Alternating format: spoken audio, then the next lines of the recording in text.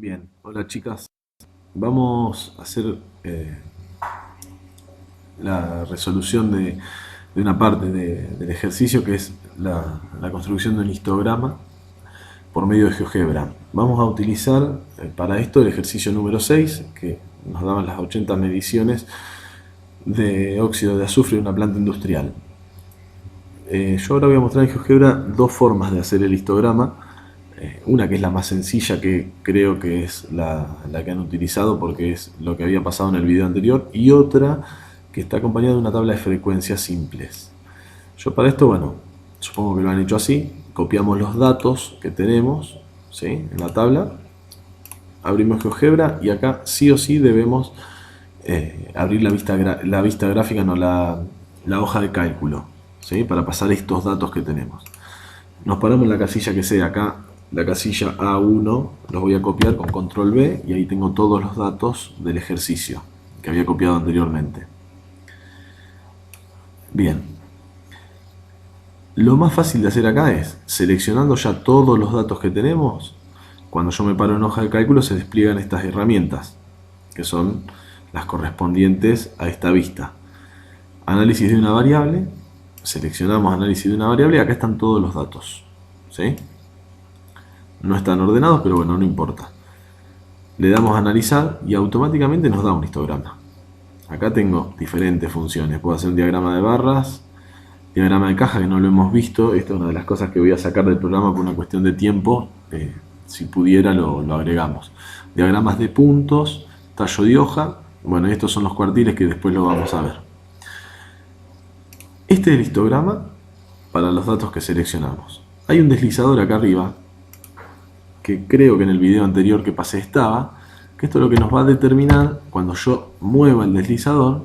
Fíjense que cambia el histograma, son la cantidad de intervalos de clase en las cuales yo dividí la muestra, ¿sí? El mínimo acá para este caso son 3, o sea, si yo hubiese tomado 3 intervalos de clase para toda esta muestra, este sería el histograma, ¿sí? Datos agrupados no alcanzo a ver acá el mínimo cuánto es, pero bueno, sería un poquito más de 5 hasta 14 y algo que no se distingue cuál es. Ahora de la otra manera que lo vamos a hacer está un poco más completo. Si yo, por ejemplo, utilizo 9 intervalos de clase, este sería el histograma. Obviamente, cuanto más intervalos de clase yo utilice, más preciso va a ser. En todos los casos, fíjense que esto siempre adopta una especie de forma de campana, ¿sí?, que es una forma de distribución normal, que es lo próximo que vamos a desarrollar en la materia. Bien, este sería el histograma. Hubiese querido hacer un diagrama de puntos, selecciono acá, diagrama de puntos, y ahí estarían, ¿sí? Igual este ejercicio no ameritaba hacerlo de esta manera, por eso es que tiene esa forma. Muchas lo han hecho así. Había algunas que me habían mandado este mismo ejercicio y estaba un poquito raro, pero bueno, yo no veía por qué, era porque no sé cómo lo habían seleccionado. Les voy a mostrar otra forma de hacerlo, que en realidad es un poco más completa que esta. Voy a seleccionar los datos de vuelta. Vamos a abrir una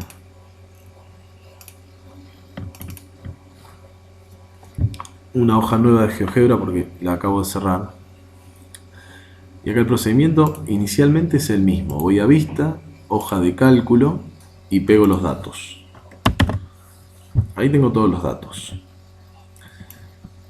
Estos datos no los voy a ver en la vista algebraica porque solamente están en mi hoja de cálculo. Si hago clic derecho, van a la opción que dice crea, ¿sí? Podemos hablar tabla, matriz o lista. Vamos a crear una lista. Está acá. La vista algebraica van a ver todos los datos. Estos son los 80 valores de emisión de óxido de azufre que teníamos en el problema y lo selecciona como L1. ¿Sí? Bien.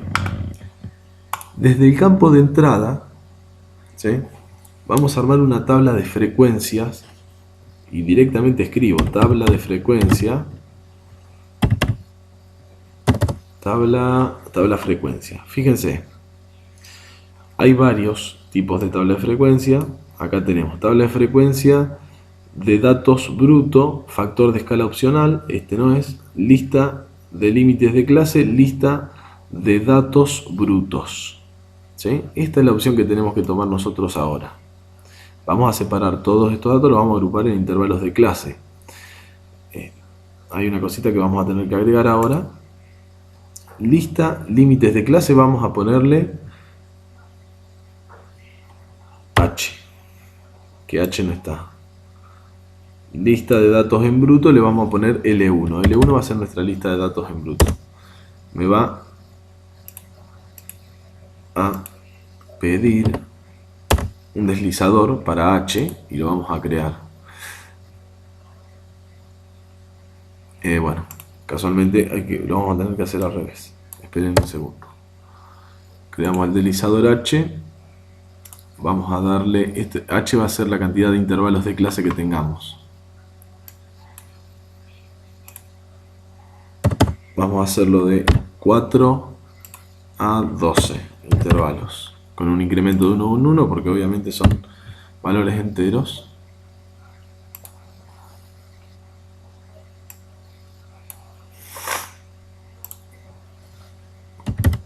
Escribo clase, en vez de hacer la tabla de frecuencia todavía vamos a poner la clase. Es lista de datos, número de clases. Desde el campo de entrada, lista de datos, nuestra lista de datos es L1. Esa es la lista de datos nuestra. Número de clase, acá si yo le pongo el número 5 directamente, armo una lista, una tabla de frecuencias voy a armar, que inicialmente va a ser una lista 2 que la veo en la vista algebraica. Si yo pusiera el valor número de clase 5, por ejemplo, me va a armar una tabla de frecuencias para la lista 1 que tengo con 5 intervalos de clase, pero yo acá utilicé un deslizador, por lo tanto le voy a poner H. Y me crea una segunda lista que sería esta. ¿Sí? Si yo muevo H, ahí va a haber una modificación. Ahora bien, voy a armar una tabla de frecuencias. Ahora sí voy. Tabla frecuencias, hice un poquito más abajo.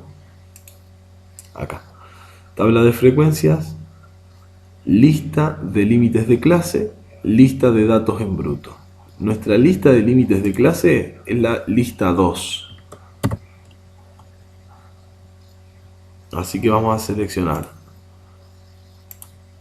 primero L2, que es la lista 2. Yo digo L2 porque lo veo acá, que lo nombró como L2. Y en el segundo punto vamos a seleccionar L1. En el segundo elemento. Como ven acá, me armo una tabla de frecuencias. Es sencilla la tabla, ¿no? Solamente tenemos para esta tabla, ¿no? Hay otras maneras de hacer frecuencias relativas y acumuladas que lo pueden buscar ahí abajo en el campo de entrada. El intervalo de clase, donde dice cuenta, sería la frecuencia absoluta, ¿sí? La cantidad de veces que se repiten los datos en la muestra pertenecientes a este intervalo.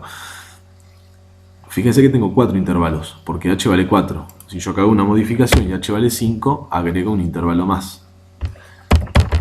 Si H vale 9, acá tengo, para estos intervalos de clase, mis 9 frecuencias. ¿Sí? Obviamente si suman, debería dar 80, porque es el total de datos. Esta es una manera rápida de armar una tabla de frecuencias en GeoGebra. En realidad lo que queríamos hacer era un histograma. Entonces, desde el campo de entrada también, vamos a escribir histograma. Acá está.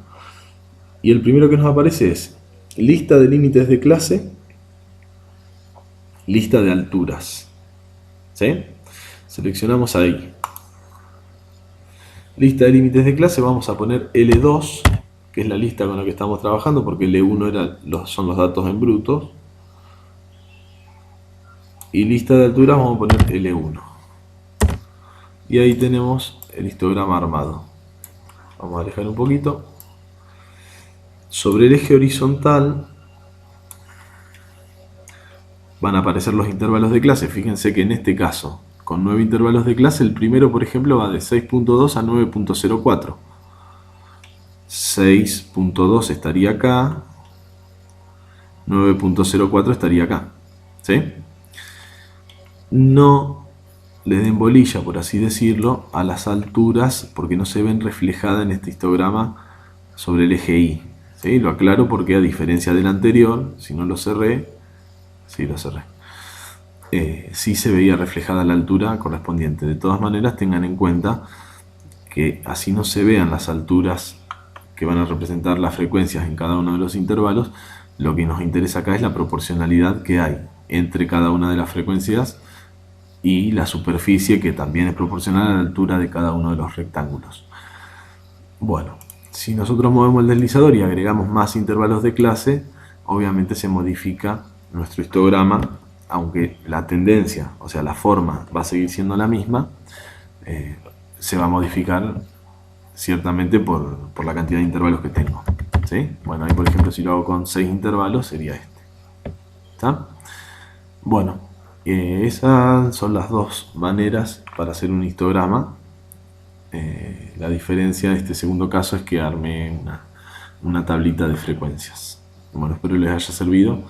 Después con esto seguramente sigamos trabajando, así que no va a ser la primera ni última vez que lo vayan a hacer.